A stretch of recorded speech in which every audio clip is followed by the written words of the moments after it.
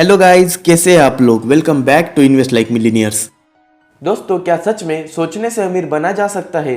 क्योंकि दोस्तों, अगर आप आपके फ्रेंड्स के पास जाओगे और उन्हें कहोगे कि ये किताब पढ़ लो और उन्होंने सिर्फ इस किताब का टाइटल पढ़ा, थिंक एंड ग्रो रिच, तो वो सबसे पहले आपके ऊपर हंसेंगे और कहेंगे सोचने से अमीर बना जाता तो आज हर इंसान अमीर होता। तो दोस्तों, सोचने से क्या इंसान अमीर बन सकता है? तो उसका आंसर है यस, क्योंकि दोस्तों अमीर बनने की फर्स्ट स्टेप ही थिंकिंग है। तो दोस्तों, नेपोलियन हिल की है किताब थिंक एंड ग्रो रिच। इस बुक का सबसे मेन पॉइंट है कि अगर आप अपनी सोच बदल लो तो आप अपने लाइफ में कुछ भी अचीव कर सकते हो। आज की वीडियो में हम नेपोलियन हिल की book the think and grow rich इस बुक के सबसे बेस्ट 4 लेसन्स के बारे में जानेंगे। Lesson number 1, change your thinking. दोस्तों, हम सबकी सोच अलग अलग होती है और हमारी सोच से हम कैसे अमीर बन सकते हैं इस एग्जाम्पल से देखते हैं। एक बार प्रकाश नाम का लड़का था। उसने अच्छे कॉलेज से डिग्री खत्म की, बट उसे कोई भी जॉब नहीं मिल रही थी। बट एक दिन उसे जूते बनाने वाली कंपनी में जॉब मिलती है। तो वो जूते बनाने वाली कंपनी उसकी पोस्टिंग एक गांव में कर देती है। तो प्रकाश उस गांव में जाता है और जैसे ही वो गांव पहुंचता है, वो चारों ओर देख के शॉक्ड हो जाता है। वो देखता है उसके आसपास जितने भी लोग हैं उन्होंने जूते ही नहीं पहने हैं। तो वो उसी टाइम अपने बॉस को फोन लगाता है, सर मैं इस गांव में जूते नहीं बेच सकता क्योंकि इस गांव में कोई जूते पहनता ही नहीं। मैं कैसे यहाँ पे जूते सेल करूँगा, मुझे कहीं और पोस्टिंग कर दो।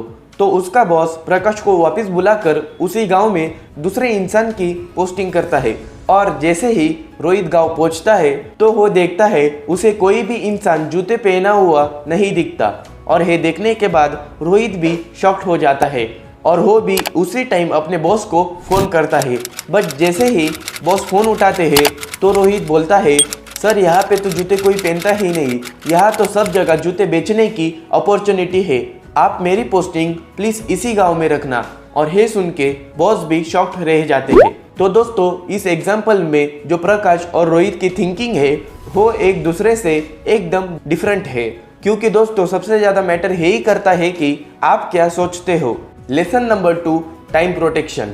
मान लीजिए आप सुबह उठते हो और अपना मोबाइल चेक करते हो। आपको आपके स्क्रीन के ऊपर एक मैसेज दिखता है और वो मैसेज देख के आप शॉक्ड हो जाते हो। आप देखते हो आपके अकाउंट में 86,400 रुपीज क्रेडिट हो गए हैं। आप स्ट्रगल कर रहे थे, आपके पास पैसे नहीं थे और अचानक से इतना पैसा आ जाना आपको बिलीव ही नहीं होता।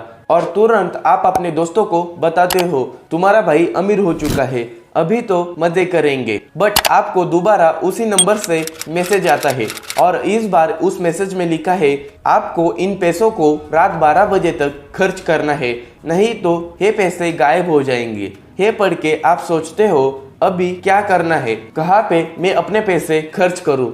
तो आप सोचते हो मैं मोबाइल ले लेता हूँ, कपड़े ले लेता हूँ, सोने की चेन ले लेता हूँ, पार्टी में जाता हूँ, लैपटॉप ले लेता हूँ और अपना पूरा दिन इसी कंफ्यूजन में रहते हो। और देखते ही देखते रात हो जाती है और आप एक भी रुपीस खर्च नहीं कर पाते और रात में वो पैसे गायब हो जाते हैं और आप दुखी हो जाते हो और सोचते हो आपने आपके पैसे को ठीक से यूटिलाइज नहीं किया। दोस्तों, ये तो एक स्टोरी थी, बट हमारे पास ऐसा अकाउंट है जिसमें हमको 86,400 रुपीज़ तो नहीं बट 86,400 सेकेंड्स जरूर मिलते हैं। बट अनफॉर्चुनेटली हम उसका ठीक से यूज़ नहीं कर पाते और हम बहुत सारा टाइम वेस्ट कर देते हैं और हमको इस बात का रिग्रेट भी नहीं होता। बट आपको एक बात हमेशा याद रखनी चाहिए, आप पैसा तो कमा लोगे बट एक बार गया हुआ टाइम वापस नहीं आए। अगला लेसन है बर्निंग डिजायर। दोस्तों, एक आदमी था और उसका सपना था कि हर आम इंसान भी स्पेस की सैर कर सके। वो सस्ते कमर्शियल व्हीकल बनाना चाहता था, इसीलिए उसने उसके कमाई का 70% एक ही कंपनी में लगाया और उस कंपनी का नाम था स्पेसएक्स। बट शुरू के 3 रॉकेट लॉन्च अर्थ के एटमॉस्फेयर में ही तबाह हो गए और उसे एक इंटरव्यू में कहा गया अमेरिकन तुम्हारे आइडियाज पे बिलीव नहीं करते, तुम्हें अपना काम बंद कर देना चाहिए।